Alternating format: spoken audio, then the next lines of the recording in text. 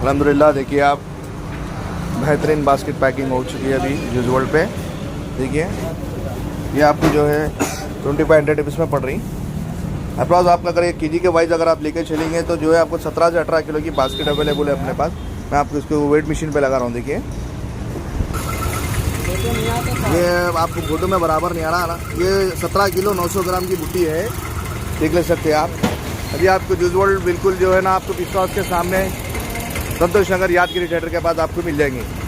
अस्सलाम वालेकुम रहमतुल्लाहि व बरकातुहू। संतोष नगर पिस्ता हाउस के सामने बिल्कुल जूस वर्ल्ड पे आपको जो है तमाम वैरायटी के बेहतरीन खजूर अभी उतरे हैं फ्रेश। मैं आपको बता रहा हूँ। देखिए ये देखिए कलमी अभी जस्ट फ्रेश उतरा है, ये मदीना का मेजदोल है और ये आपको जो है 4 वैरायटी आपको एक ही पैक में मिलेगा। इसमें कलमी, राबिया, मुशरोक और अजवा, ये बिल्कुल 1300 रुपए में आपको पैक मिल जाएगा। ये देखिए आप दिसंबर की पैकिंग 2025